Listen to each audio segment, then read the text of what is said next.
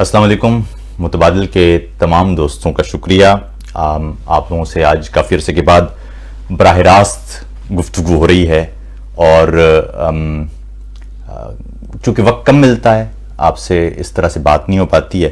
میں ذرا دیکھ لوں کہ میرے پاس ذرا میں چیک کرنا چاہتا کہ میرے پاس آڈیو ٹھیک آ رہی ہے یا نہیں آ رہی. بالکل ٹھیک ہے آڈیو. تو بہرحال مجھے دو تین چیزیں ہیں جن پر گفتگو کرنا تھی، اور کافی میں چاہتا تھا کہ ان پر براہ راست بات ہو، اور خاص طور پر کچھ دوست ہیں ان کے بہت سارے سوالات ہیں. تو ان سوالات کو ظاہر ہے جب میں وی لاگ کر رہا ہوتا ہوں تو اس میں وہ موقع نہیں ملتا براہ راست سوالات کو دیکھنے کا.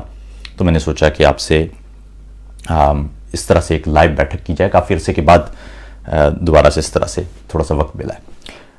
آپ کا بہت بہت شکریہ کہ آپ موجود ہوتے ہیں. جتنے بھی وی لاگز آپ تک پہنچتے ہیں میں دیکھتا ہوں کہ وہ ہزارہا لوگوں تک چلے جاتے ہیں، اور گفتگو یا بات وہ دور تک پہنچ جاتی ہے. مجھے یاد ہے آج سے برسوں پہلے جب ہم لکھا کرتے تھے، اس وقت تو خیر سوشل میڈیا نہیں ہوتا تھا، میں غالباً بات کر رہا ہوں آج سے 20 سال پہلے کی، تو بات نہیں پہنچتی تھی اس طرح سے لوگوں تک. لیکن پھر اب تو خیر اس پیج پر بھی آپ سے گفتگو کو کئی سال گزر چکے ہیں، اور کئی باتیں ہیں جو ہم نے اس وقت کہیں اور وہ آپ کو اب سمجھ میں آ رہی ہیں آہستہ آہستہ. مجھے یاد ہے کہ پہلے میں بڑا اکیلا محسوس کرتا تھا اپنے آپ کو، اور یہ ہمیشہ ایسا ہوتا ہے کہ جب بھی آپ کسی ایسے راستے پر نکلیں جو سچائی کا راستہ ہو، تو ابتدا میں آپ کو ہمیشہ اکیلا پن محسوس ہوتا ہے. اس کی وجہ یہ ہے کہ لوگوں تک سچائی پہنچانا دنیا کا شاید سب سے مشکل کام ہے.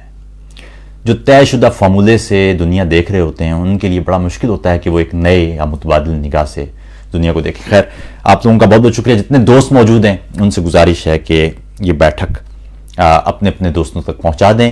میرے ہاتھ میں جو موبائل فون ہے مجھے بتاتا رہے گا کہ آپ کے جو پیغامات ہیں وہ آ رہے ہیں اور کس طرح سے آ رہے ہیں. میں کوشش کرتا رہوں گا کہ ان پیغامات پر نگاہ کی جاتی رہے، اور یہ خواہش ہوگی میری کہ جو دوست پیغامات پہنچائیں وہ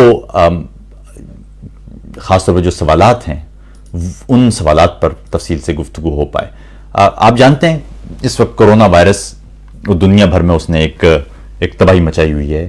دنیا کی بڑی بڑی اقتصادی قوتیں ہیں، دنیا کے وہ ممالک جو ٹیکنالوجی کے اعتبار سے ایڈوانسڈ ہیں، وہاں پر بھی غیر معمولی اس کے اثرات دیکھے جا رہے ہیں. پاکستان میں اب 1000 سے زائد لوگ وہ اچھا میں ذرا اس کو میں دیکھتا جاؤں. اس کو میں بند کر دیتا ہوں تاکہ میں صرف یہاں پر صرف سوالات دیکھ سکوں. اس کو میں آڈیو اس کی آف کر دیتا ہوں. جناب، تو عرض یہ کر رہا ہوں کہ آپ کے سوالات یہاں آ جائیں گے اور پھر اس پہ بات کر لیں گے. دنیا کے بڑے بڑے ممالک اس وقت اس بحران کا شکار ہیں. جرمنی میں بھی 40,000 کے قریب لوگ ہیں جو متاثر ہوئے ہیں، جن میں اس وائرس کی تشخیص ہو چکی ہے. امریکہ میں 80,000 سے زائد لوگ ان میں اس کی تشخیص ہو چکی ہے. ہلاکتوں کی تعداد بھی آپ کے سامنے ہے. اٹلی میں کتنی زیادہ ہلاکتیں ہوئی ہیں، اسی طرح اسپین میں ہلاکتیں بہت زیادہ ہوئی ہیں، چائنا میں بہت ہلاکتیں ہوئی ہیں. تو آپ دیکھ رہے ہیں کہ پچھلے 1-2 ماہ میں دنیا بالکل تبدیل ہو کے رہ گئی ہے. اب زیادہ تر لوگ، اور خاص طور پر جو دنیا کی آبادی کا کوئی 1/4 ہے، وہ اس وقت گھروں میں بیٹھا ہوا ہے، وہ کام نہیں کر پا رہا ہے. بڑے بڑے کارخانے، فیکٹریاں اور ادارے وہ بالکل یوں سمجھے کہ کسی کام کے نہیں رہے ہیں. تو یہ بڑا غیر عمومی یا غیر معمولی معاملہ ہے جو اس وقت دنیا کو درپیش ہے. اور پاکستان کے اعتبار سے بھی آپ دیکھ رہے ہیں کہ پچھلے کچھ دنوں میں مسلسل ان مریضوں کی تعداد بڑھتی جا رہی ہے. اور ابھی تو ہمارے ہاں ٹیسٹ کا ویسا نظام نہیں ہے. ابھی بہت سارے لوگ یہ شاید سمجھ رہے ہیں کہ ہمارے ہاں مریض کم ہے کیونکہ فگر صرف 1200 کی ہیں. اصل میں معاملہ یہ کہ ہمارے ہاں ٹیسٹ کم ہو رہے ہیں. ارے پھر یہ تو ٹیسٹ چونکہ کم ہو رہے ہیں تو اس لیے ہمیں لگ رہا ہے کہ یہ ایسا نہیں ہے کیا یا مریض کم ہے. خیر بڑا جب آپ اتنی ساری چیزیں دیکھ رہے ہوتے ہیں تو آپ کانسنٹریٹ نہیں کر پا رہے ہوتے بات کرنے پر. خیر تو آپ سے گزارش ہوگی کہ آپ سوالات کریں. آج اہم بات ہوگی کہ مشکل سوالات پر ہم گفتگو کر لیں.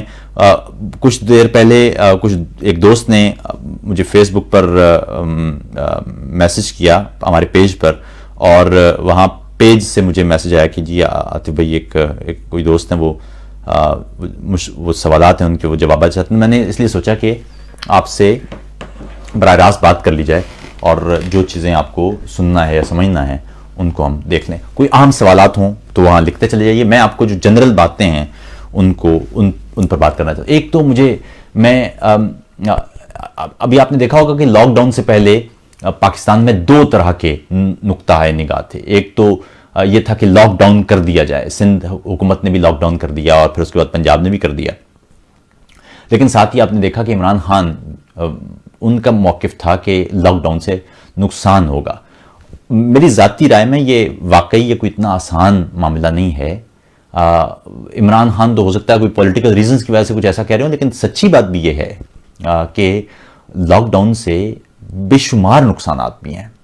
خاص طور پر ان افراد کا سوچئے جو دہاڑی دار مزدور ہیں, ان افراد کا سوچئے جو ملازمت کرتے ہیں اور ان کے پاس اتنی سیونگز نہیں ہیں کہ وہ ایک طویل عرصے تک اپنے گھر کو سپورٹ کر سکیں.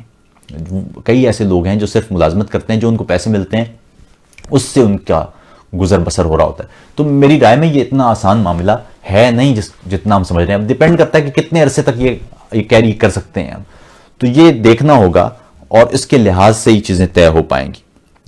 تو میں اس لحاظ سے اس نقطے پر میں سمجھتا ہوں کہ جو عمران خان ہیں ان کی پریشانی درست ہے کہ آپ اگر ایک ملک بند کر رہے ہیں تو آپ کے پاس کیا وہ مینز ہیں کہ ایک طویل عرصے تک وہ دہاڑی دار مزدور یا جن کے پاس کھانے کو کچھ نہیں ہے, یا جن کے پاس جو نوکری کرتے ہیں تو ان کو اس پیسے سے ہی ان کا گھر چلتا ہے, ان کا کیا ہوگا. میری تو ذاتی خواہش ہوگی کہ اس وقت میری آواز جہاں تک پہنچ رہی ہے, اور ایک بڑا اچھا کام مجھے آج دیکھنے کو ملا جو عمران خان نے اناؤنس بھی کیا تھا کہ وہ یوتھ فورس بنا رہے ہیں, جس کے ذریعے وہ پاکستان بھر میں نوجوان لوگ وہ امدادی سرگرمیوں میں شرکت کریں. برطانیہ میں بھی ایسا ہی کیا گیا ہے, والنٹیئرز بہت سارے لاکھوں والنٹیئرز وہاں پر بھی کام کر رہے ہیں. تو یہ اچھی بات ہے. یہ اس معاملے میں میرے خیال میں تمام تر, باقی مجھ سے زیادہ تو خیر کوئی تنقید بھی نہیں کرتا ہوگا حکومت پر, لیکن تمام چیزیں اپنی جگہ. لیکن اس وقت چونکہ معاملہ انسانی زندگیوں کا ہے, اب ہمارے ہاں اب تک اس معاملے کو سنجیدہ لیا نہیں گیا, لیکن آئندہ آپ دیکھیں گے کہ اگلے کچھ دنوں میں بہت ساری اموات ہونے لگیں گی.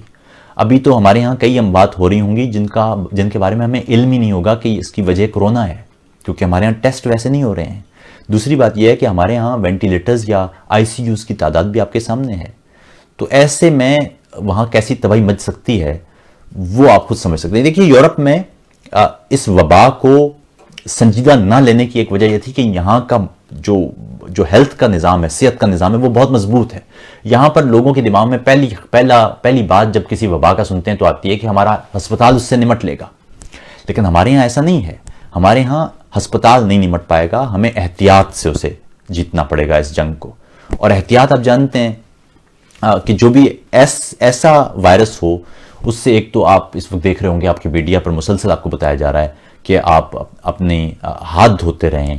اسی طرح فاصلہ افراد کے درمیان ہونا چاہیے, اجتماع نہیں ہونا چاہیے, سماجی فاصلہ یہ بہت امپورٹنٹ ہے. ہمارے ہاں اس وقت یورپ میں شاپنگ سینٹر جتنے بھی ہیں وہاں پر ایک قطار بنتی ہے جب بھی آپ شاپنگ کے لیے جائیں, اگر لوگ زیادہ ہوں تو, اور ہر شخص کے درمیان میں کوئی 1.5-2 میٹر کا فاصلہ ہوتا ہے. اس طرح آپ اگر جا کے صبح کے وقت دیکھیں جب لوگوں نے چیزیں خریدنا ہوتی ہیں تو آپ کو نظر آئے گا کہ کافی دور تک وہ لوگ کھڑے ہیں اور انتظار کر رہے ہیں کہ وہ ایک ایک کر کے جائیں گے. اسی طرح جو کیشیئر ہوتا ہے وہاں پر بھی 2-2 میٹر کا فاصلہ رکھا جاتا ہے سامان رکھنے اور اس سامان کی قیمت ادا کرنے کا جو عمل ہے. اور اس میں بھی جو کیشیئر ہیں انہوں نے بھی اپنے سامنے شیشے لگائے ہوئے ہیں تاکہ وہ بچ سکیں. یہ بڑا مشکل وائرس ہے, بہت تیزی سے پھیلنے والا وائرس ہے, اس لیے ضروری ہے کہ اس کو سنجیدہ ہی لیا جائے. اور اس وقت آپ دیکھ رہے ہیں کہ پولیس اور فوج اور رینجرز کے لوگ وہ سڑکوں پر ہیں, میں نے پہلے بھی کہا ان کی بھرپور مدد کریں، اور ان کی مدد آپ اس طرح کر سکتے ہیں کہ آپ خواہ باہر نہ نکلیں. جب کوئی ضرورت ہو، کوئی خوراک کی آپ کو تلاش ہو یا حاصل کرنا ہو یا خریدنا ہو یا ادویات کے سلسلے میں، اس صورت میں تو باہر جائیں اور وہ کام ختم کرتے ہی واپس گھر کو لوٹ جائیں. کم سے کم انٹریکشن رکھیں آپ باہر اگلے کچھ دنوں تک، تاکہ یہ جو وبا ہے اس کی شدت میں کمی آئے، اور جو لوگ کم اگر ہوں گے تو ہسپتال ان سے نمٹ سکے گا. اگر زیادہ لوگ اچانک چلے جائیں گے تو پھر ہسپتال کے بس کی بات یہ نہیں رہے گی. بے شک کتنی بھی جدید ترین آپ کے پاس ٹیکنالوجی ہو جائے. آپ کے سامنے یورپ کی مثال ہے، اٹلی کا جو ہیلتھ کا نظام ہے وہ بہترین نظام ہے، لیکن آپ دیکھ سکتے ہیں کہ اٹلی میں جو ہلاکتیں ہوئی ہیں وہ غیر معمولی ہوئی ہیں. ذرا اس وقت اگر میں کوشش کرتا ہوں کہ یہاں آپ کے سامنے میں رکھوں اس وقت ہلاکتوں کا جو چارٹ ہے، آپ دیکھ سکتے ہیں کہ یہ میرے سامنے وہ تمام معلومات آپ اس وقت آپ کو نظر بھی آ رہی ہوگی کہ اس وقت دنیا میں 5,51,028 افراد ان میں اس وائرس کی تشخیص ہو چکی ہے. 24,914 وہ ہلاکتیں ہیں. 1,28,703 افراد اب تک وہ ریکور ہو چکے ہیں. اور یہ جو آپ گراف دیکھ رہے ہیں، آپ دیکھ سکتے ہیں کہ یہ کتنی تیز رفتاری سے یہ بڑا ہے. یہ 22 جنوری کو آپ دیکھیں کہ دنیا میں 580 ایسے کیسز تھے، لیکن اب یہ صرف یوں سمجھے کہ 2 ماہ کے اندر ہم 5.5 لاکھ کے قریب پہنچ گئے ہیں. اسی طرح جو ہلاکتیں ہیں یہ 22 جنوری کو صرف 17 تھیں، اور اب اگر آپ دیکھیں تو آج یہ ہلاکتوں کی تعداد 24,000 سے بھی تجاوز کر چکی ہے. اور دنیا کے جو بڑے بڑے ملک ہیں وہ اس سے نمٹ رہے ہیں اور اس سے پریشانی کا شکار ہیں. اس وقت امریکہ 85,000 سے زائد مریضوں کے ساتھ وہ اس وقت سر فہرست ہے دنیا میں، جہاں پر اب تک 1,300 ہلاکتیں ہو چکی ہیں. آج کے دن 9 ہلاکتیں ہو چکی ہیں وہاں پر. اسی طرح چائنا جو ہے وہاں پر 81,000 مریضوں میں اس کی تشخیص ہوئی، اور آج کے دن وہاں 55 نئے کیسز دیکھے گئے ہیں. اسی طرح اٹلی وہاں پر 80,000، وہاں پر بھی یہ فگر کراس ہو چکا ہے. اسپین میں بھی 60,000 سے زائد لوگ اس مرض کا شکار ہیں. آج کے دن وہاں 6,500 کے قریب یا 6,000 کے قریب 6,500 وہ نئے مریض دیکھے گئے ہیں. ٹوٹل اموات وہاں پر بھی 5,000 کے قریب ہونے والی ہیں. آج کے دن وہاں کوئی 500 ہلاکتیں ہوئی ہیں. جرمنی آپ کے سامنے ہے. جرمنی اس لحاظ سے یونیک ہے کہ جرمنی میں جو فیسلٹیز ہیں آئی سی یوز کی اور ہسپتال، وہ بہت زیادہ ہیں. یعنی جرمنی میں آئی سی یوز 29,000 کے قریب ہیں، انتہائی نگہداشت کے جو مراکز ہیں. اس وجہ سے جرمنی میں اگر آپ غور کریں تو ہلاکتیں وہ کم ہوئی ہیں، اور اس کی وجہ یہ ہے کہ آپ اگر غور کر سکیں کہ جرمنی میں 47,000 سے زائد افراد ان میں یہ تشخیص ہوئی ہے، لیکن ہلاکتیں یہاں پر 285 ہوئی ہیں. اس کی وجہ یہ ہے کہ جو جرمنی میں بیڈز ہیں، ہسپتالوں کے بیڈز، وہ 1,000 افراد پر 12 ہیں، اور 1 لاکھ افراد پر جو آئی سی یوز ہیں، یہ دنیا میں شاید سب سے زیادہ یہیں جرمنی میں ہیں، اور یہ 29 یا 30 ہیں. پاکستان میں ہسپتال کے جو بیڈز ہیں 1,000 افراد کے لیے وہ 0.6 ہیں. ہندوستان میں بھی حالت آپ کے سامنے ہے، 0.7 ہیں. یعنی ان دونوں ملکوں میں 1,000 افراد کے لیے ہسپتال میں 1 بیڈ بھی نہیں ہے. تو ایسی صورتحال میں ظاہر ہے خطرناک ہو سکتا ہے یہ معاملہ کہ جب ہسپتال ٹریٹ نہ کر پائے. تو یہ سمجھنا ہے اور یہ اہم ہے اور اس پر غور کرنے کی ضرورت ہے. کچھ سوالات اگر آپ کے ہیں تو میں ان کو بھی ساتھ ساتھ لیتا چلا جاتا ہوں. ابھی محمد وقاص کہتے ہیں جی کہ یہاں کے لوگ کہہ رہے ہیں کہ یہ ایسے گپ شپ ہے، حکومت نے امداد کے لیے کہا. دیکھیں ایسے نہیں ہے. دنیا کے بڑے بڑے ممالک جنہوں نے امداد دینی ہے ان کی حالت آپ کے سامنے ہے. امریکہ میں وینٹیلیٹرز کی کمی ہے، یعنی مصنوعی سانس دینے کی جو فیسلٹیز ہیں امریکہ میں وہ کم پڑ گئی ہیں. اٹلی میں حالات آپ کے سامنے. اٹلی سے بہت سارے مریض جرمنی لائے جا رہے ہیں اب، کیونکہ اٹلی کے پاس وہ فیسلٹیز نہیں ہے. بلکہ اس سے بھی زیادہ خطرناک بات یہ ہے کہ جب یہ کسی علاقے میں پھوٹتا ہے تو اس علاقے میں تو ہسپتالوں کی ظاہر ایک خاص تعداد ہوگی نا. مثال کے طور پر کراچی میں 10,000 یا 15,000 لوگ اچانک اس میں مبتلا ہوتے ہیں، اور ان میں سے 4-5 ہزار کو مصنوعی آکسیجن دینا پڑتی ہے. تو وہ کہاں جائیں گے؟ 5-6 ہزار لوگ اگر ایک دم کسی اسپتال کی طرف چلنا شروع ہو جائیں تو 5,000 لوگ تو نہیں وہ اسپتال اس کے پاس اتنی ایکوپمنٹ ہوتا کہ وہ ان کو مصنوعی سانس دے سکے. تو اس لیے یہ خطرناک وائرس ہے کیونکہ اس میں ایک ساتھ اسپتالوں پر دباؤ بڑھنا شروع ہو جاتا ہے. تو یہ جو یہ کہہ رہا ہے کہ یہ گپ شپ ہے، یہ بڑی خطرناک بات ہے. ایسا نہیں ہے. یہ اگر یہ گپ شپ ہوتی تو اس وقت دنیا کی بڑی بڑی معیشتیں بند نہ ہو جاتی، کارخانے بند نہ ہو جاتے، ہم اس وقت گھر پہ نہ بیٹھے ہوتے، آپ سے بات کر رہے ہوتے. اچھا، اسی طرح ایک دوست کہتے ہیں جی وٹ اباؤٹ کینیا. افریقہ میں بھی یہ وائرس ابھی، کیونکہ افریقہ کی دیکھیے ٹریولنگ کم ہے، افریقہ سے لوگ کم دنیا کے دیگر ممالک میں یا دیگر ممالک کے لوگ افریقہ کی طرف کا رخ کرتے ہیں، کم ہے وہ تعداد، گو کہ ہے، لیکن وہ اس طرح سے نہیں ہے جس طرح یہ جو ناردرن جو پورا قطب ہے اس میں، یعنی جو ایشیا اور امریکہ اور یورپ کے درمیان جو سفر ہے وہ ظاہر ہے زیادہ ہے.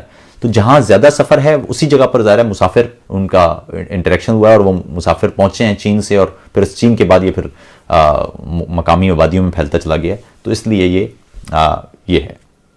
اچھا، عزیز کہہ رہے ہیں کہ جی کیا گرمی یا ٹیمپریچر کا اس وائرس کو کوئی اثر نہیں ہوتا؟ WHO کا کہنا یہ ہے کہ اس وائرس کو ہم نے اب تک کوئی ایسے شواہد نہیں ہیں کہ ہم یہ سمجھتے رہے ہیں کہ گرمی میں یہ وائرس نہیں پھیلتا. یاد رکھیے کہ سردی کے مقابلے میں گرمی میں انسان کا امیون سسٹم بہتر کام کر رہا ہوتا ہے. یہ درست بات ہے. اس کے اوپر بہت ساری سائنٹیفک سٹڈیز موجود ہیں کہ سردی میں انسان کا امیون سسٹم اتنا مضبوط نہیں ہوتا جتنا گرمی میں ہوتا ہے، اور اس لیے گرمی میں آپ نے دیکھا ہوگا کہ زکام آپ کو کم ہوتا ہے، سردی میں آپ کو زکام زیادہ ہو رہا ہوتا ہے. اس کی وجہ یہی ہے کہ سردی میں امیون سسٹم کچھ قدرے کمزور ہوتا ہے. لیکن وائرس، اس پر ہم نے اب تک کوئی چیز ایسی سائنٹیفک رپورٹ نہیں ہے کہ گرمی میں وہ نہیں پھیل رہا اور سردی میں وہ پھیل رہا ہے. ایسا نہیں ہے. تو یہ بہت ساری ایسی غلط اطلاعات ہیں جو پھیلائی جا رہی ہیں. اچھا، ایک نظر محمد جاکھرو کہتے ہیں کہ جی فزیکل بزنس بند ہے لیکن آن لائن بزنس کے ذریعے تو وہ تو دنیا بھر میں ہو ہی رہا ہے. آن لائن بزنس پر تو ظاہر ہے کام چل ہی رہا ہے. لیکن آپ جانتے ہیں کہ جو مجموعی صورتحال ہے وہ ایسی ہی ہے کہ اس وقت دنیا میں کاروباری ادارے بند، بلکہ یوں سمجھ لیجیے کہ جرمنی میں بہت سارے، بلکہ یورپ بھر میں جو بہت سارے بڑے بڑے کارخانے ہیں وہ اس وقت وینٹیلیٹرز کے پارٹس بنا رہے ہیں کیونکہ وینٹیلیٹرز کی کمی ہے. یا جو بزرگ لوگ ہیں یا جو بیمار لوگ ہیں یا جن پر یہ وائرس خطرناک طریقے سے حملہ کرتا ہے، جنہیں مصنوعی سانس کی ضرورت پڑتی ہے، اور انہیں کیسے بچایا جائے، یہ ہے بنیادی معاملہ. یہ دیکھ رہے ہیں آپ، اس کی ویکسین پر بھی کام ہو رہا ہے، جرمنی میں بھی کام ہو رہا ہے، امریکہ اور دیگر ممالک میں بھی کام ہو رہا ہے، لیکن اب تک اس میں کوئی بچت یا کوئی بڑی جو غیر معمولی وہ ابھی تک پیش رفت ہمارے سامنے نہیں ہے. اچھا، یہ ایک دوست کہتے ہیں جی، رانا وقار کہتے ہیں جی وٹ اباؤٹ زلفی بخاری. دیکھیں یہ پولیٹیکل بات ہے. پہلی بات یہ ہے، اس کے دو حصے ہیں. زائرین ایران سے واپس اپنے ملک آ رہے تھے. دنیا کا کوئی بھی ملک زائرین کو یا اپنے ملک کے شہریوں کو اپنے ملک میں آنے سے نہ روک سکتا ہے، نہ اسے روکنا چاہیے. بنیادی معاملہ مجھے لگتا ہے کہ اس وقت دیکھیں نا جتنے ریسورسز ہم استعمال کر رہے ہیں پاکستان میں، دیکھیں پورا پاکستان بند ہے، کاروبار بند ہیں، لوگ گھروں پر بیٹھے ہوئے ہیں، اربوں روپے کی سبسڈی دینا پڑ رہی ہے، پورے ملک کے جو ریسورسز ہیں وہ موبیلائز ہوئے ہیں اس کو کنٹین کرنے کے لیے. لیکن اور آپ نے سنا ہوگا جی کہ وہ جو تافتان کا علاقہ تھا وہ جنگل بیابان ایک صحرا ہے، اور وہاں پر دیکھیے آج جو آپ ریسورسز استعمال کر رہے ہیں، 1 ماہ قبل اس کا 1% بھی آپ استعمال کرتے، جبکہ آپ کے سامنے موجود تھی مثالیں اٹلی کی بھی اور چائنا کی بھی کہ وہاں پر کس حد تک یہ پھیلا ہے اور کس حد تک اس نے تباہی مچائی ہے. اگر 1 ماہ پہلے اسی طرح سے اس کو ٹریٹ کرنے کی کوشش کرتے یا وسائل تھوڑے سے بھی استعمال کرتے، وہاں پر جو لوگ آئے تھے ان لوگوں کو اگر الگ الگ رکھا جاتا، اور اب تو اس طرح سے وہ وائرس وہاں نہ پھیلتا. مسئلہ یہ ہوا کہ وہاں پر سب لوگ اکٹھے رہے ہیں، انہوں نے ٹریول اکٹھے کیا ہے. پہلے تو وائرس وہ جو 10 20 یا 100 لوگوں میں ہوگا وہ ہزاروں لوگوں میں پھیلا، اور پھر وہ لوگ پاکستان بھر میں ان میں سے کئی لوگ ہیں وہ ان کو قرنطینہ مرکز میں نہیں رکھا گیا، وہ نکل گیا یا وہ اس میں سے فرار ہونے میں کامیاب ہو گئے. اسی طرح انٹرنیشنل فلائٹس جو ہیں پاکستان میں، دیکھیں انٹرنیشنل فلائٹس کم آتی ہیں، انٹرنیشنل ٹریول پاکستان کا کم ہے یورپ اور امریکہ یا دیگر ممالک کے مقابلے میں. اس لیے وہاں سے بھی ظاہر یورپ سے اور دیگر ممالک سے لوگ آئے ہیں، وہاں پر بھی اسکریننگ کی ضرورت تھی، لیکن وہ تو دنیا بھر میں پھیلا ہی ہے. لیکن یہ جو اضافی پھیل گیا ہے پاکستان میں، یہ اصل میں خطرہ ہے. ہزاروں لوگ، ہزاروں مریض بنا کے ان کو پھر وہ پاکستان بھر میں، یہ خطرناک معاملہ تھا. لیکن جہاں تک تعلق ہے کہ لوگوں کو قبول کرنا، تو یہ ظاہر ہے یہ غلط بات ہے. یہ بالکل نہیں کہنا چاہیے. پاکستان کے جو شہری ہیں وہ اپنے ملک میں واپس جب آ رہے ہوں تو آپ انہیں کیسے روک سکتے ہیں؟ وہ اپنے ملک میں واپس آ رہے ہیں، کوئی دوسرا ملک ان کو کیوں رکھے گا؟ تو یہ میرے خیال میں یہ پولیٹیکل بات ہے. اس میں زلفی بخاری کا وہ یوں قصور نہیں ہے. انتظامات ٹھیک ہونے چاہیے تھے.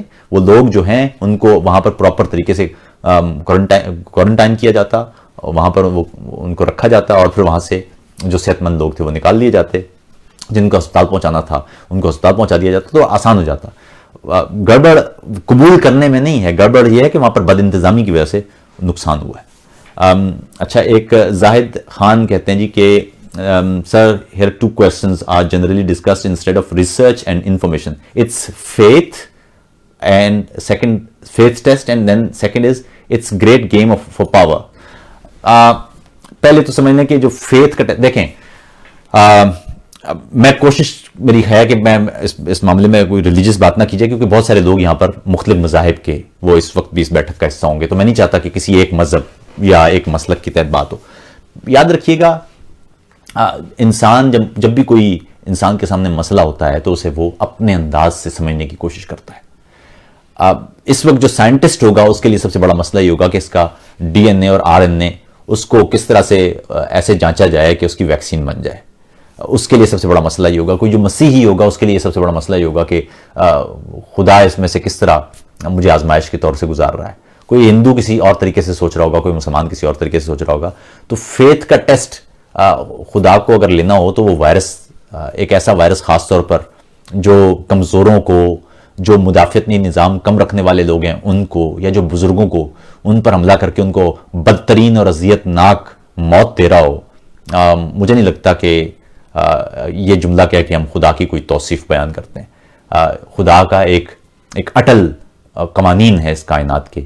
ان قوانین کے تحت یہ کائنات چل رہی ہے، اور ان قوانین کے تحت ہی ارتقا بھی رکھا گیا ہے. ان قوانین کے تحت ہی زندگی شروع بھی ہوئی ہے، اور انہی قوانین کے تحت زندگی ختم ہوتی ہے. تو یہ وہ قوانین ہیں جو اس کے پیچھے در پردہ ہیں. جہاں تک تعلق ہے یہ کانسپریسی ہے کہ جی مصنوعی طور پر، دیکھیں مصنوعی طور پر وائرسز سائنٹیفکلی اس میں ذرا مشکل بات ہے. ظاہر آپ کسی چیز کو رول آؤٹ نہیں کر سکتے، لیکن اہم بات یہ ہے کہ جب بھی لیبارٹری میں وائرسز بنتے ہیں، ان وائرسز کی پوری انفارمیشن، ان کی جو بنت کی انفارمیشن ہے وہ انسان کے پاس ہوتی ہے. ان کی ویکسین بنانے میں اس طرح وقت نہیں لگتا. اور خاص طور پر جن پر آپ الزام لگا رہے ہیں وہ تو سب سے زیادہ متاثر ہوئے ہیں، ان کی تو حالت خراب ہے. تو وہ امریکہ بھی یورپ سے اور خاص طور پر جرمنی سے کہہ رہا ہے کہ وہ اپنی تحقیق اس سلسلے میں بانٹے. اور تیسری بات، کرونا وائرس کوئی نیا وائرس نہیں ہے، یہ بے شمار وائرسز کی اقسام ہے. یہ جو نیا کرونا وائرس ہے، اس سے پہلے سارس اور میرس اور دیگر وائرسز ہمارے سامنے ہیں. کرونا وائرس جانوروں میں ہوتا ہی ہے. فرق صرف یہ ہے کہ جانوروں کا کرونا وائرس انسان کو نہیں لگتا. میوٹیشن جاری ہے ان وائرسز کے اندر مسلسل، اور میوٹیشن کے وقت، اس میوٹیشن کے نتیجے میں کبھی کبھی کوئی ایسا وائرس پیدا ہو جاتا ہے جو انسان کے خلیے میں داخل ہونے لائق ہوتا ہے، اور اس کی وجہ سے یہ آپ حالات دیکھ رہے ہیں. کورونا یہ جو نیا کرونا وائرس ہے، یا جس کو سارس 2 بھی کہہ رہے ہیں، یہ وائرس سارس ہی کی طرز کا وائرس ہے جو انسانی خلیے کے اندر جانے کی قوت رکھتا ہے. اور یہ زیادہ چانسز اس کے یہی ہیں کہ یہ لیبارٹری میں نہیں تیار نہیں ہوا، بلکہ یہ ارتقاء کا نتیجہ ہے. اچھا، اور کون ہے جی؟ اور سوالات بھی آپ کے ساتھ ساتھ دیکھتے رہتے ہیں نا. اچھا، یہ کہنے کائنڈلی ذرا اپنی ریسرچ کے مطابق یہ بھی بتا دیں کہ یہ نیچرل ہے یا بایو ویپن. نہیں، بایو ویپن میں نے عرض کر دیا، بایو ویپن کے اس کے چانسز کم ہیں. دیکھیں، ہم جس دنیا میں رہتے ہیں، ہم کسی چیز کو 100% نہ اور 100% ہاں نہیں کر سکتے. ہمیشہ کچھ چانسز رکھنے چاہیے کہ آپ سوچ سکیں. لیکن میری رائے کے مطابق کرونا وائرس کوئی ایسا وائرس نہیں ہے کہ جو بنایا جائے اور بنا کے اس طرح چھوڑ دیا جائے. کرونا وائرس سارس، اور اس سے پہلے سارس بھی 2000 کی دہائی میں شروع میں، اور پھر میرس کچھ عرصے پہلے بھی آپ نے دیکھا ہے. کرونا وائرس مسلسل میوٹیشن اس کے اندر ہو رہی ہے. یہ بھی ہو سکتا ہے کہ یہی کرونا اگلے کچھ عرصے کے بعد ایک نئی شکل میں اور خطرناک شکل میں آپ کے سامنے آ جائے، اور اس سے پھر نمٹنا اور مشکل ہو جائے. اچھا جی، इंडिया टुडे रिपोर्ट कह रहे हैं, गुल मोहम्मद कह रहे हैं कि जी वो इंडिया टुडे का रिपोर्ट है कि 21 जनवरी से लेके तेजी से फैल रहा है मिडिल ईस्ट में। देखिए यहाँ जहां पर भी इज्तिमाआत होते जाएंगे वहां ये वायरस फैलेगा। इसको तोड़ने का दो ही तरीके हैं। एक तरीका ये है कि अपने हाथ उनको साफ रखें, हाथों को बार बार चेहरे पर ना लगाएं, और दूसरा बात है कि इज्तिमा में ना जाएं। अब देखें ना, हमारे यहाँ बड़े बड़े इस्लामी इदारे कह चुके हैं कि मसाजिद में फिलहाल बड़े इज्तिमात ना करें, और मुझे खुशी है इस बात की कि बहुत सारे उलमा पाकिस्तान के भी, कल मैं मुफ्ती तकी उस्मानी साहब की गुफ्तगू सुन रहा था, बड़ी मॉडरेट बात है, ठीक बात है, मुनासिब बात है कि इस वक्त हालात जब हैं, कोई हुकूमतें आपको किसी जिद में या किसी जबर के तहत तो ये नहीं कह रही ना कि मसाजिद ना जाएं या इज्तिमात ना करें। इस वक्त हालात ये हैं कि आप मसाजिद में जाएंगे तो आप अगर मसाजिद में भले चंगे लोग भी जाएं तो वो भी, इस वायरस की खास बात यह है कि भले चंगे लोगों में बड़ी आसानी से ये मुंतकिल हो जाता है। उन्हें मार नहीं सकेगा ना, कोई बात नहीं। मसला ये कि आप वो लेके घर पहुंच जाएंगे उन अफराद तक जो मसाजिद नहीं जा सकते या जो बुजुर्ग हैं, और उन पर यह वायरस हमलावर हो जाएगा। तो ये गड़बड़ है इस वायरस की। इसको बचाने के लिए ज़रूरी है, इन लोगों की ज़िंदगियां बचाने के लिए ज़रूरी है कि आप फिलहाल इज्तिनाब बरतें, मसाजिद की बजाय कुछ अरसे के लिए घर पे नमाज पढ़ लें ताकि वायरस ना फैले। याद रखिएगा, इस्लाम जो है ना, मैं दो छोटी सी बातें, मैं इस्लाम के हवाले से बात नहीं करना चाहता था मैं, लेकिन ये बात ज़रूरी है क्योंकि हमारे यहाँ बहुत सारी गलतफहमी है।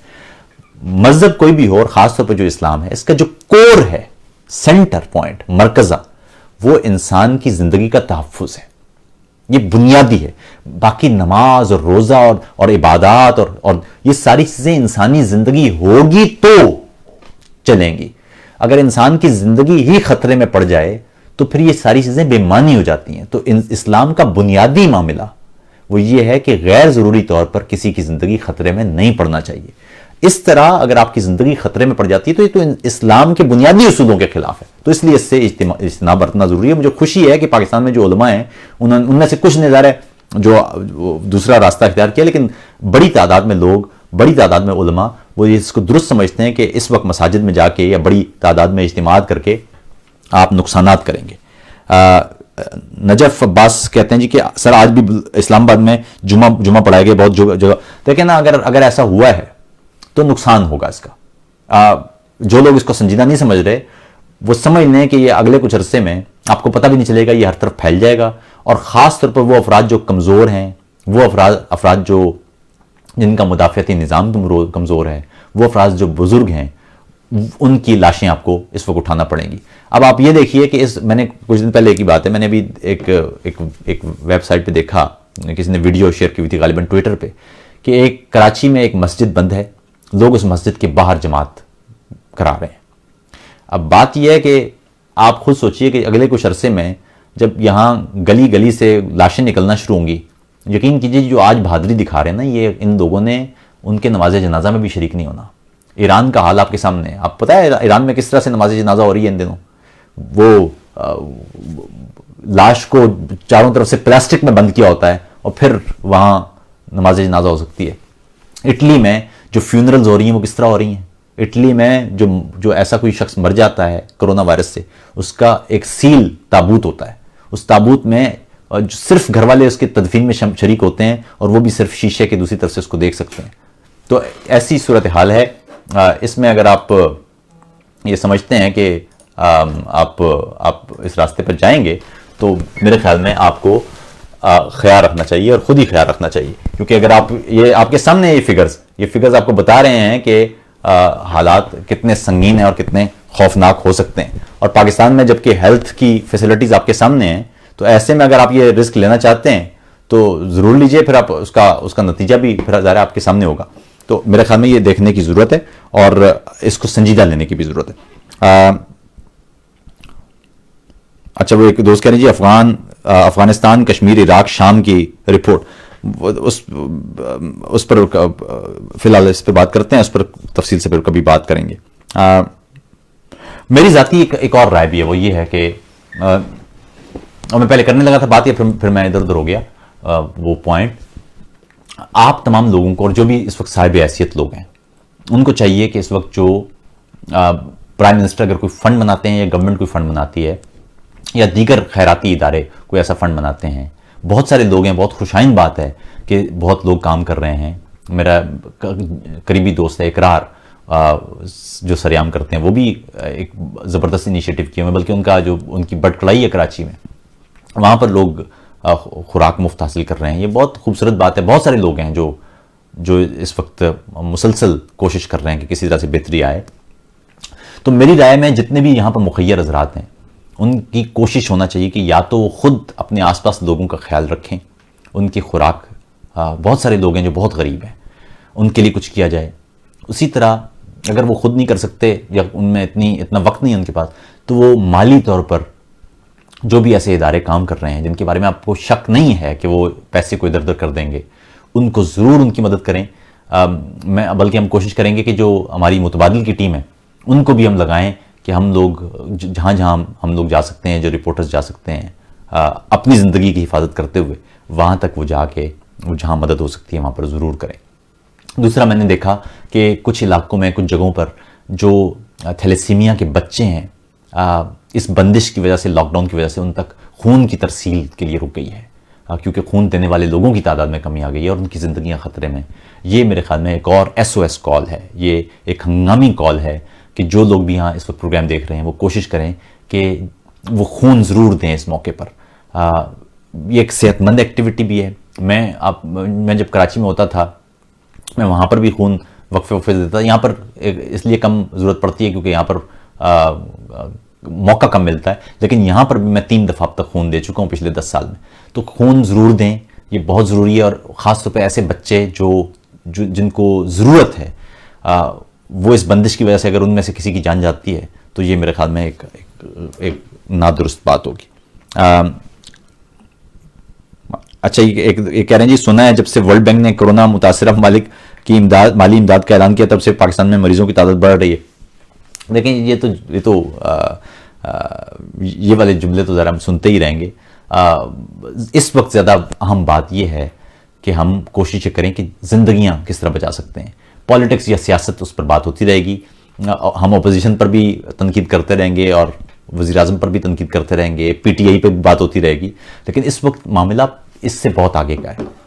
یاد رکھیے, یہ ساری چیزیں, سیاست یا اقتصادیات یا معیشت, یہ ساری چیزیں چلتی رہتی ہیں اگر انسان زندہ ہوں. اگر انسانوں کی زندگیاں خطرے میں ہوں تو پھر یہ ساری چیزیں بے معنی ہیں. تو اس لیے اس وقت میں بار بار کہہ چکا ہوں, اس وقت حکومت کے جتنے بھی انیشیٹو ہیں ان کا ساتھ دیں. اس وقت آپ کے باہر پولیس اور فوج کے لوگ نظر آ رہے ہیں, رینجرز کے لوگ نظر آ رہے ہیں, ان کا ساتھ دیں. اس وقت آپ جو ڈاکٹرز, جو نرسز, جو میڈیکل سٹاف, جو طبی عملہ, جو ہسپتالوں کی صفائی کرنے والے لوگ ہیں, جو ایمبولینسز چلانے والے, ان سب کی مدد کریں. یہ بہت اہم لوگ ہیں, یہ زندگیاں بچانے کی کوشش میں مصروف ہیں. ان سب کی مدد بے حد ضروری ہے. تو میری خواہش ہوگی کہ آپ تمام لوگ جس حد تک جہاں مدد کر سکتے ہیں وہاں یہ مدد ضرور کریں. اچھا, ایک کہنے جی کہ مہربانی فرما کے سیلف ٹیسٹنگ کے بارے میں دیکھیے, ابھی تک ایسا کوئی ٹول نہیں ہے جو سیلف ٹیسٹنگ میں ہیلپ کر سکے, اس لیے آپ کو ہسپتال ہی جانا پڑے گا. بہت سارے لوگ ہیں, بہت ساری آرگنائزیشنز ہیں, بلکہ میں ابھی دیکھ رہا تھا انڈس ہاسپٹل کی وینز بھی چل رہی ہیں. تو جہاں جو ماہرین ہیں وہ جو کر رہے ہیں انہی کے پاس ہی آپ کو جانا پڑے گا. سیلف ٹیسٹنگ کٹ میں نے اب تک میری نگاہ سے نہیں گزری ہے. اچھا جی, ایک اور کہتے ہیں جی کہ کیا دنیا میں اب تبدیلی آئے گی آپ کی؟ میرے خیال میں دنیا تبدیل ہو جائے گی. دنیا میں اخلاقیات کے نئے قوانین بنیں گے, دنیا میں نئے مینرز ہوں گے, دنیا میں میل ملاپ کے طریقوں پر فرق پڑے گا. دنیا اس وائرس سے پہلے کی دنیا اور اس وائرس کے بعد کی دنیا میں بڑا فرق ہوگا. اب ہو سکتا ہے کہ مستقبل میں آپ کو ہوائی اڈوں پر اسکریننگ کے آلات نظر آئیں, بالکل اسی طرح جس طرح 9/11 سے پہلے اور 9/11 کے بعد کی دنیا مختلف تھی. دنیا بھر میں آپ نے دیکھا کہ ہوائی اڈوں پر اور دیگر جو سرحدی مقامات تھے وہاں پر اسکریننگ ہوئی یا اسکیننگ کے مشینیں لگیں. پاسپورٹس کے اندر بہت سارا ایسا ڈیٹا گیا جو سیکیورٹی سے متعلق تھا. اس طرح اب ہو سکتا ہے کہ جو طبی معاملات ہیں ان کی بھی جانچ ہوا کرے, میری ذاتی رائے میں. یہ کیونکہ اس طرح جو نقصان ہوا ہے اس وقت یا جو ہو رہا ہے, اس کے بعد یہ آسان نہیں ہوگا دنیا بھر میں پہلے کی طرح کا ٹریول. بہت ساری چیزیں دیکھی جائیں گی.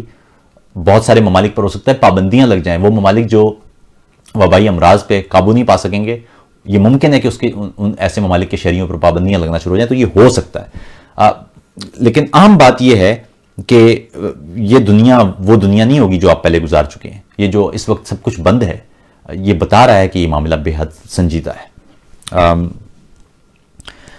یہ کہنا جی کہ سوال یہ ہے کہ 70 سال بعد بھی ہم ملا گردی سے باہر کیوں نکلتے. آصف بھائی، آصف خان نے سوال کیا. دیکھیں بات یہ ہے کہ میری رائے میں جو مذہبی رہنما ہے نا آصف، یہ بڑا آسان ہے ان پر الزامات لگا دینا. یاد رکھیے گا انسانوں کی تاریخ میں جو مذہبی رہنما ہیں ان میں بہت کم ایسے ہیں جنہوں نے طاقت سے ٹکر لی ہے. وہ آپ کو تاریخ میں نظر آ جائیں گے. چند ایک واقعات ہیں، چند ایک مواقع ہیں جہاں پر آپ کو نظر آئے گا کہ کوئی مذہبی شخص تھا، وہ طاقت کے خلاف کھڑا ہوا ہے. زیادہ تر معاملات میں، اور وہ بھی جو طاقت کے خلاف کھڑے ہوئے ہیں وہ بھی بے انتہا علم والے تھے. جو عام مذہبی شخص ہوتا ہے وہ کبھی بھی طاقت کے خلاف کھڑا نہیں ہوتا، وہ طاقت کے ساتھ کھڑا ہوتا ہے. پاکستان میں جو آپ کو مذہبی شدت پسندی نظر آ رہی ہے، یہ جو مذہب کا استعمال نظر آ رہا ہے، یہ اس لیے نہیں ہے کہ یہ لوگ طاقت کے خلاف کھڑے ہیں، یہ طاقت کی آشیرواد کے ساتھ کھڑے ہیں. اگر یہ اس کے پیچھے سے یہ آشیرواد ختم ہو جائے تو یقین کیجئے، ابھی آپ نے کچھ عرصے پہلے خادم رضوی صاحب کا پوری ایپیسوڈ دیکھی ہے. آپ کو 1 سال پہلے وہ ایک دھرنا کرتے ہیں اور پورا ملک بند ہو جاتا ہے، اور اس کے بعد 1 سال بعد وہ دوبارہ دھرنا کرتے ہیں تو خادم رضوی صاحب پھر اس کے بعد کبھی نظر نہیں آتے، ان کی ساری ریٹ ختم ہو جاتی ہے. تو ریاست جب چاہے تو یہ لوگ بڑے آسانی سے ریاست کے لیے کام کر سکتے ہیں. یہ جو جتنی بھی آپ طاقت کا اظہار دیکھتے ہیں، یہ صرف اس وقت تک ہے جب تک ان کو طاقت کی آشیرواد حاصل ہے. طاقت کے خلاف نہیں جاتے یہ کبھی بھی.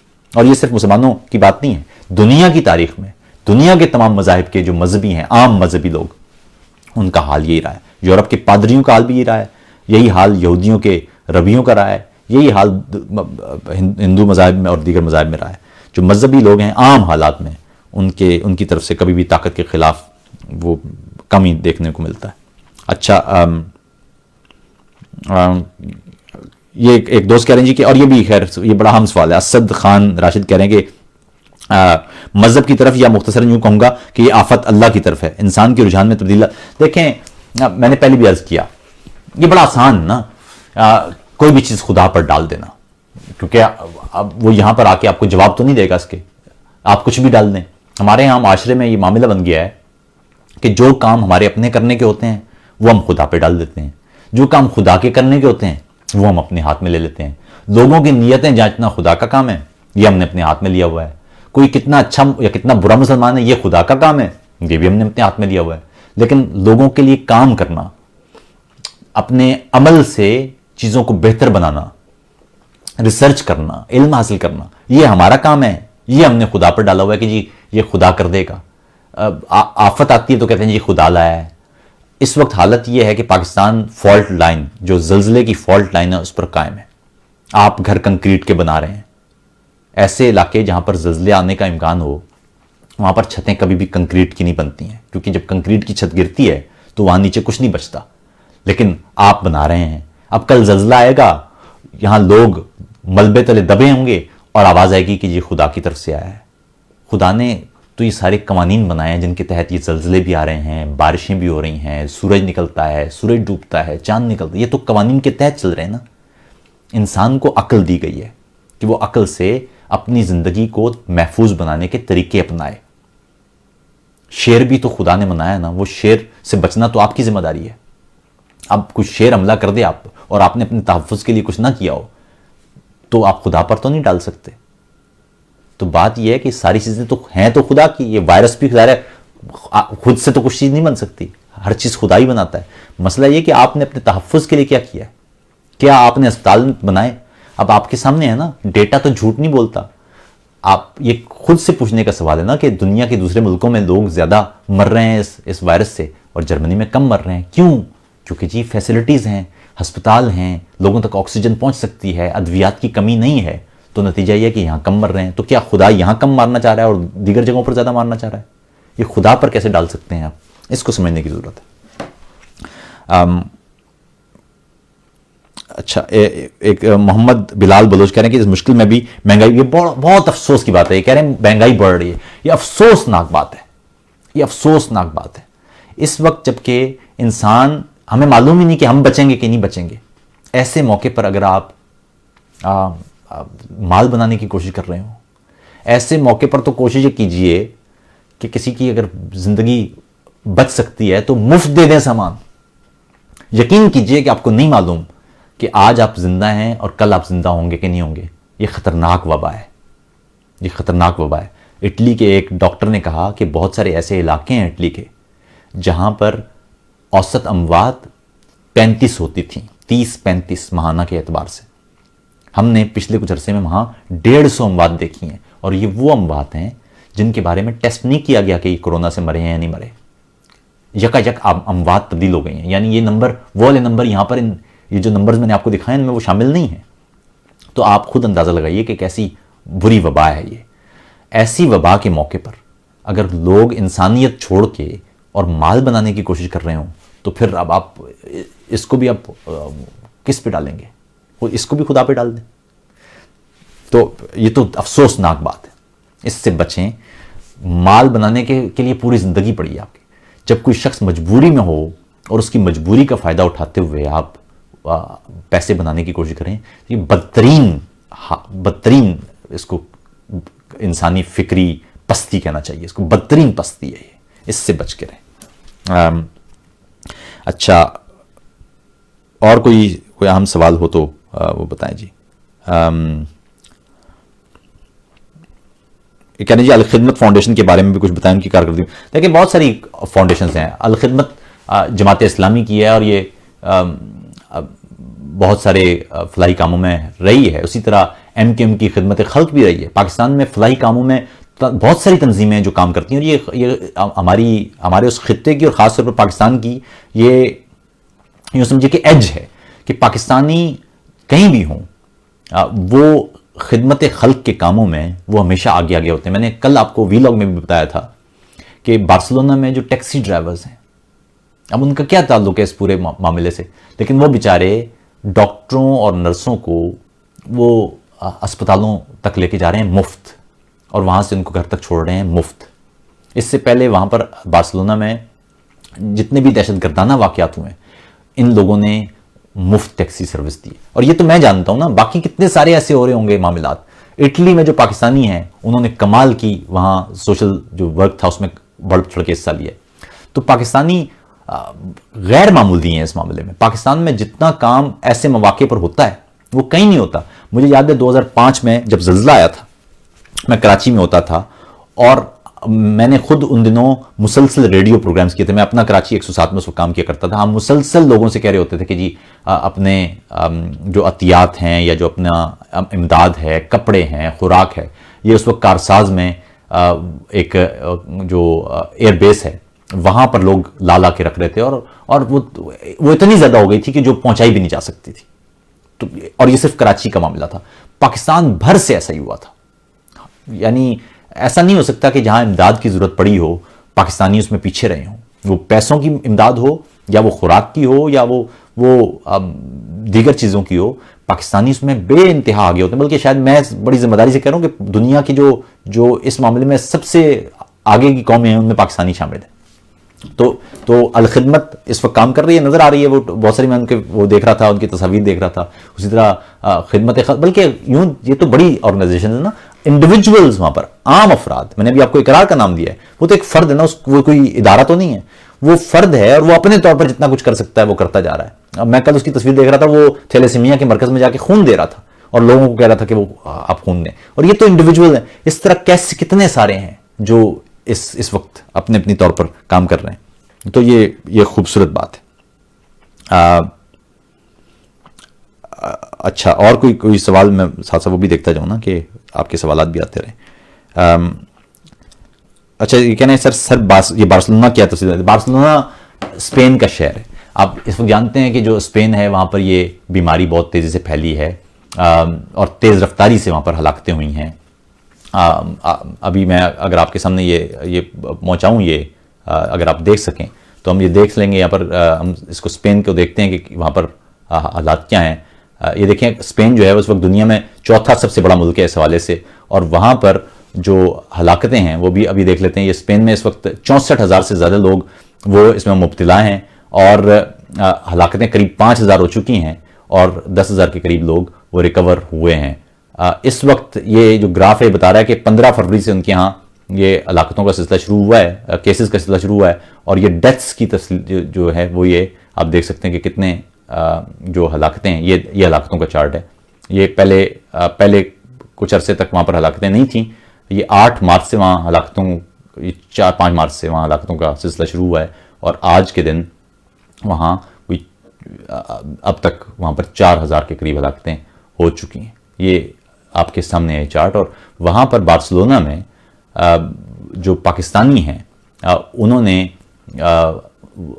ایک ٹیکسی سروس ہے ان کی, بہت سارے پاکستانی ہیں جو ٹیکسی ڈرائیورز ہیں, انہوں نے اپنی ٹیکسیاں وقف کی ہوئی ہیں اس وقت جبکہ پورا اسپین بند ہے. وہ لوگ نرسوں اور ڈاکٹروں کو اور دیگر جو میڈیکل سٹاف ہے ان کو گھروں سے اسپتال اور ہسپتالوں سے گھر وہ ان کو لے جا رہے ہیں اور لا رہے ہیں. یہ وہ پاکستانی اپنی زندگی ذرا خطرے میں ڈال رہے ہیں نا. ہمیں جب کوئی ڈاکٹرز ہیں ممکن ہے کہ ان میں سے کہ کوئی کرونا کا وائرس لیے پھر رہا ہو, تو یہ اپنی زندگیاں خطرے میں ڈال کے ان کو یہ سروس مفت مہیا کر رہے ہیں. میں نے کچھ دن پہلے بارسلونا میں ہی ایک ٹیکسی ڈرائیور کا سنا, وہ مہینے میں 1 دن جو معذور لوگ ہیں ان کو مفت ٹیکسی ان کو سروس فراہم کرتا ہے. جو بھی اسے معذور نظر آتا ہے وہ اسے ایک جگہ سے لے کے جہاں تک اسے جانا ہوتا ہے اسے چھوڑ کے آتا ہے اور یہ مفت کرتا ہے. یہ کون کرے گا اور بغیر جی کے. اور اس وقت آپ اپنے ہاں ڈاکٹروں اور نرسوں کی حالت دیکھیں, ان میں سے زیادہ تر ایسے ہیں جن کے پاس اس وقت پراپر سامان نہیں ہے, احتیاطی تدابیر وہ کر نہیں سکتے. جو لباس چاہیے, جو ماسک چاہیے, وہ ان کے پاس نہیں ہے.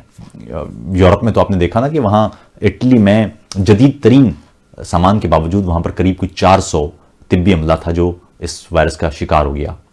غالباً جو ہلاکتیں ہوئی ہیں ان میں وہ شامل ہیں وہ میڈیکل سٹاف جن کو یہ وائرس لاحق ہوا. پاکستان میں بھی ایک ڈاکٹر نوجوان گلگت بلتستان کا, وہ اب تک اس کی جان جا چکی ہے.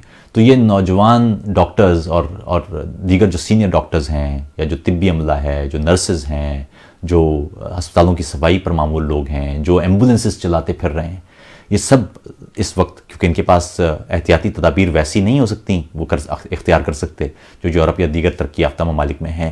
یہ لوگ اس وقت اپنی زندگیاں لٹرلی خطرے میں ڈال کے یہ آپ کی زندگیاں بچانے کی کوشش کر رہے ہیں. اور ان کی زندگیاں بچانے کے لیے آپ کو چاہیے کہ ان کے ساتھ تعاون کریں, اور ان کے ساتھ تعاون کا سب سے بہترین طریقہ یہی ہے کہ آپ گھروں پر رہیں.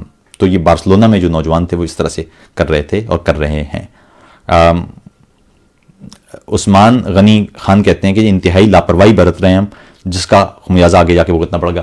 دیکھیے جو لاپرواہی ہے نا اس معاملے میں, اگر آپ حکومت کی بات نہیں مانتے, دیکھیں نا یہ جو پولیس والے ہیں, یہ فوجی کھڑے ہیں باہر, اگر آپ گروہ میں نکلیں گے تو یہ تو بہت زیادہ نہیں ہیں, یہ کتنے ہیں, ان کو آپ ہٹا کے آگے بڑھ سکتے ہیں. یہ مساجد میں جانے سے اگر آپ کو روک رہے ہیں, آپ ظاہر ہے مساجد جا سکتے ہیں, یہ آپ کو نہیں روک پائیں گے, لیکن مسئلہ یہ کہ نقصان ان کا نہیں ہوگا, نقصان آپ کا اپنا ہوگا, نقصان پاکستانی قوم کا ہوگا. تو اس وقت یہ جو کہہ رہے ہیں, یہ جو ہدایات دے رہے ہیں, ان پر عمل کریں, ان سے جھگڑیں مت, ان کی زندگیاں بھی خطرے میں نہ ڈالیں اپنی ضد کی وجہ سے. تو یہ ضروری ہے. میں نے آپ کو پہلے عرض کیا کہ جو آپ کے جید علماء ہیں وہ ویسے بھی کہہ چکے ہیں کہ اس وقت تو آپ کو مساجد میں جمع, اور آپ خود سوچیں نا, اس وقت خانہ کعبہ میں محدود لوگ ہیں جو طواف کر رہے ہیں. صدیوں سے طواف جاری ہے, لیکن یہ والی حالت کبھی پہلے نہیں ہوئی. پہلے بھی کچھ دفعہ رکا ہے, یہ دہشت گردی کے واقعہ جو غالباً 79 میں ہوا تھا, تب بھی یہ طواف رکا تھا کچھ دیر کے لیے, کچھ دنوں کے لیے. لیکن اس طرح سے یہ پہلی دفعہ ہو رہا ہے, اور پہلی دفعہ یہ بھی ممکن ہے کہ حج نہ ہو پائے اس دفعہ, حج بھی بہت محدود ہو. بین الاقوامی جو لوگ ہیں دنیا بھر کے مسلمان وہ شاید نہ جا پائیں اگر یہ فوری طور پر یہ وبا ختم نہیں ہوتی. تو اس لیے اس کو سنجیدہ لینے کی ضرورت ہے. اگر آپ سنجیدہ نہیں لیں گے تو آپ اپنی زندگی تو خطرے میں ڈالیں گے ہی, لیکن آپ دوسروں کی زندگیاں بھی خطرے میں ڈالیں گے. اور میں نے پہلے بھی اپنے ویلاگ میں بھی کہا تھا کہ آپ کو معلوم بھی نہیں ہوگا, آپ ایک غیر ارادی قتل کے موجب بن جائیں گے. آصف خان کہتے ہیں جی کیا پاکستان میں کرونا وبا سے سیکھ کر اپنی تعلیمی اور دیکھیں تعلیم اور صحت کے شعبوں کی حالت آپ کے سامنے ہے. پاکستان میں بلکہ بر صغیر میں ہی, خاص طور پر پاکستان میں اور انڈیا میں تعلیم اور صحت کے شعبوں میں ہمیشہ لاپرواہی برتی گئی ہے. یہ 2 شعبے ایسے ہیں جن کے بارے میں کہا جاتا ہے کہ ان کو ایسے ہی آپ چھوڑے رکھیں. آپ اپنے ہاں دیکھ لیں کہ استاد کون بنتا ہے؟ استاد وہ بنتا ہے جس کو کوئی اور نوکری نہیں ملتی. تو ایسے معاشرے میں جہاں تعلیم اس کم سطح کی اہم چیز سمجھی جائے، وہاں پر ایسی صورتحال میں ابھی جو آپ دیکھ رہے ہیں نا کہ پولیس روک رہی ہے لیکن وہ نہیں لوگ روک رہے. وہ کہہ رہے ہیں مساجد نہیں جانا لیکن لوگ پھر پہنچ جاتے ہیں. ابھی میں نے ویڈیوز دیکھی جہاں پر لوگ پولیس والے وہ ڈنڈے تیار کر رہے ہیں لوگوں کو مارنے کے لیے کہ کیسے کسی طرح سے ان کو روکا جا سکے. یورپ میں تو ایسا نہیں ہے. یورپ میں تو صرف ایک دفعہ اناؤنس کیا گیا ہے اور اس کے بعد پھر یہاں جرمانے شروع ہو گئے ہیں. اب اگر کوئی شخص سڑک پر نظر آئے گا اس کو بھاری جرمانہ ہوگا، بلکہ جیل کی سزا بھی اس کے لیے رکھی گئی ہے. تو بات یہ ہے کہ اور یہاں پر بھی جو اس طرح کے کاموں میں ملوث ہیں وہ کم تعلیم یافتہ لوگ ہیں.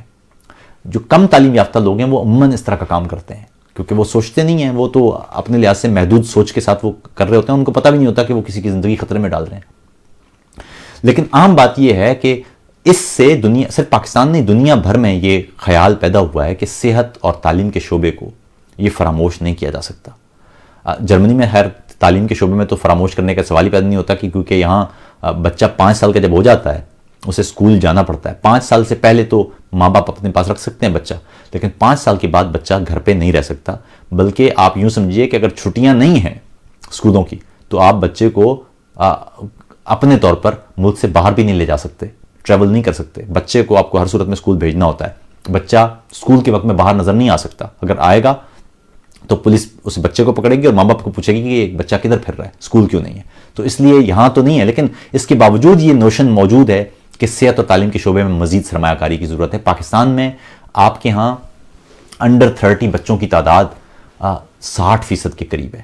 ایسا ملک جہاں 60% لوگوں کی تعداد وہ انڈر 30، اور پاکستان میں پچھلے 14-15 برس میں یا 30 برس میں 14 کروڑ لوگ پیدا ہوئے ہیں. یعنی اس وقت پاکستان میں 14 کروڑ ایسے بچے ہیں یا افراد ہیں جن کی عمر 30 سال سے کم ہے.